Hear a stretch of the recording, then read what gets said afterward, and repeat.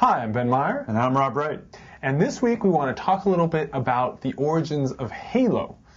Not Halo 3, not the over-marketed Slurpee maker and game fuel provider. Overpriced game fuel. And marketer with bottle. Pontiac. No, we want to talk about the origins of the franchise because, there are a lot of influences, and it was interesting to us to think about what kind of games really made Halo what it is. And plus, we're running out of things to talk about, regarding Halo 3 at this point. I mean, we've kind of done it to death. We don't want to go back to discussing how big the game might be or comparing it to PC games. So we're going to try a new tact. We're going to go back in time and mine some older material. But it is interesting. I mean, it's worth going back and looking at sort of how this game and how this franchise came to be, and whether you like the game or not. A lot of PC gamers think it's overrated. I think it's overrated. But whether you like it or not, I mean, the franchise is huge. It's probably going to be Halo 3 is probably going to be the biggest video game of all time. So it's worth going back and looking at sort of what paved the way for this and what influenced the original Halo. There's some interesting things that we found out. One of the first games takes us way back to the mid-'90s and Mac gaming of all things. Wow. Marathon, which was a first-person shooter developed by Bungie, same guys who did Halo. And, it was in the wake of Doom and these kind of games, but it was a first-person shooter by the same developer. So definitely. What was it? It was 1994. 1994. So it was not long after Doom had come out and just completely, rocked the world. And to a certain degree, Doom influenced so much back then. I mean, so many of the first-person shooter video games, PC games rather, were influenced by Doom, and rightfully so. I mean, it just changed everything. And this game comes along, and it was actually, it was a pretty good game for its time. Same type of, similar storyline. Yeah, so you got spaceships, you got aliens, shooter, objective-based missions. That sort of thing. Some interesting stuff for that time. I mean, you're really only talking about a year after, the first-person shooter genre was introduced and first appeared. So it was kind of a precursor. Got Bungie's foot wet in that kind of genre.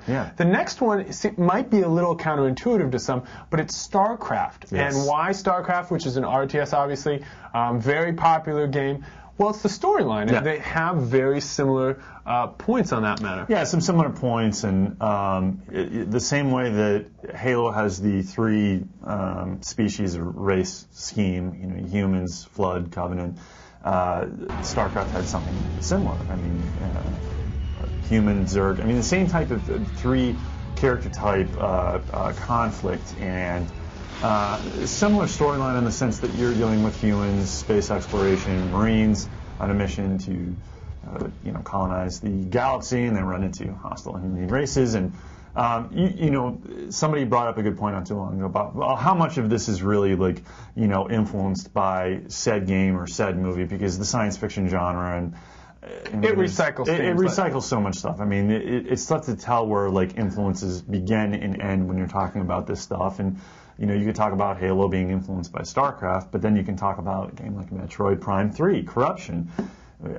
being influenced by Halo. I think what really ties these two titles together, StarCraft and Halo, is the fact that Halo was originally an RTS. A lot of people don't know that, but in a year after StarCraft came out, StarCraft was in 1998, they announced Halo as a Mac game of all things and an RTS with a storyline very similar to StarCraft. So, it wasn't until around the time that Microsoft purchased Bungie and they switched it to being a first-person shooter. But back in the day, not only did it share these storylines, it also shared a gameplay style. Yeah, so it could have come out, people would have called it a StarCraft clone, potentially. I mean, you never know. I mean, it could have been drastically different if it stayed as an RTS and was eventually published that way. But yeah, I mean, interesting stuff. Most people don't realize that it was not intended to be a first-person shooter, and it was going to be a Mac game, and then a PC game, and then Microsoft got it. And I mean, when you think about what might have happened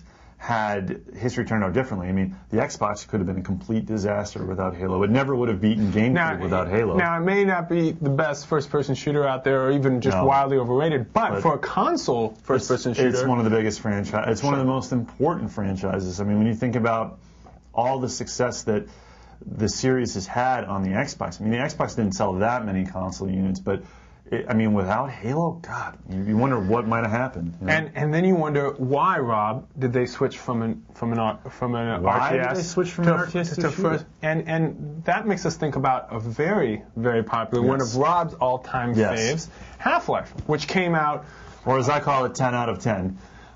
Who calls it the 10 out of 10? Yes. First-person shooter, sci-fi, and maybe when Microsoft bought Bungie, they were like, let's get some of those kind of sales because, Half-Life sold almost as much as Halo has over the years. I think Halo's sold more just because you typically sell more console games than you do PC games. But on a scale of PC games. Yeah, I mean, obviously Half-Life was a huge hit. I mean, it is the defining FPS for the PC platform, and I think one of the things that's interesting, a lot of people say that Halo is the Half-Life of the console platform, and I mean, it's easy to see why. I mean, there are a lot of certain types of mechanics and certain elements of games like Half-Life that you can definitely see in Halo, and that's not a bad thing. I mean, people may say, well, Halo's overrated because people were doing this type of stuff on the PC platform, and to a certain degree that's true, but I mean, Halo definitely does present some of that stuff in a very polished manner for a console game, which hadn't really been done before. Yeah. Well, there was one console game that did do it pretty well, and that was GoldenEye 007 for the Nintendo 64, and that came out in '97, so that was still a couple of years before. And that is a tried and true classic. I mean, I still play that game today. I think it's fantastic, and that changed the console business, for the first-person shooter. I mean, people, really took notice of that game, and I think that if the Nintendo 64 hadn't been overshadowed a little bit by the PlayStation at that time, you might have seen it take off even a little bit more. But I mean, it is without a doubt one of the greatest games, and you see some of the things that GoldenEye did with the first-person shooter sights. The sniper rifle. I mean, things like that definitely became staples of the genre, and they carried through all the way to Halo and beyond. Halo 2 and now Halo 3. So lastly, we wanted to do a little Siskel and Ebert on the recent round of Halo commercials. Halo hype, yes. There's a couple of ads. They've definitely been kind of polarizing. Rob's kind of been on the negatory fence. I kind of like them. There's the one. It's kind of centers around a diorama. I'm assuming they're going to have a whole series of these, more than just a couple. The museum. And there's the museum or the diorama of the wars, and one there's an old guy kind of looking over, talking through it. The other one, it's just kind of music playing, and you see the little museum figures, and they look like action figures, and I think it's kind of silly. I think it's good when you have something that's so much hype to try to tone it down a little bit and make things more subtle. Tone it down? Well, yeah. Well, I mean, except for everything else. I mean, for the ads, it's toned down. No, I think video game ads have definitely gotten better in recent years in some respects. In some respects, they've been worse. The PlayStation 3, the baby head, freakish monstrosity commercials. But one of my favorite commercials, if I can even say that, has been the Gears of War ad with. But that was Mad really World. The song. I mean, the song really. Yeah, but it was put together well. It definitely got your interest. Sure. And it wasn't like all hectic and explosions and everything.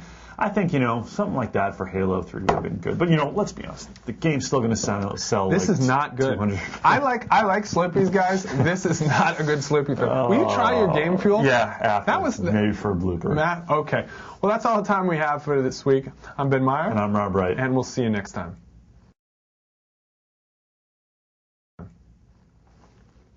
Try your game fuel. Jesus, that thing costs $3. I don't even know how to open this thing. How do you open it? I don't know. Twist? I think do we have a bottle opener? I'm not even joking. I'm not going to do it with my teeth. It says pry off. We have a bottle opener in the kitchen. I know, but hey, easy there. What? I'm trying to get it off. Yes. Did you get it, sir? This is my hammer, faux hammer. Faux hammer. How do you know how you use? Dude, it's going to go everywhere. Oh no, it didn't. How about that? Take a sip. It smells awful.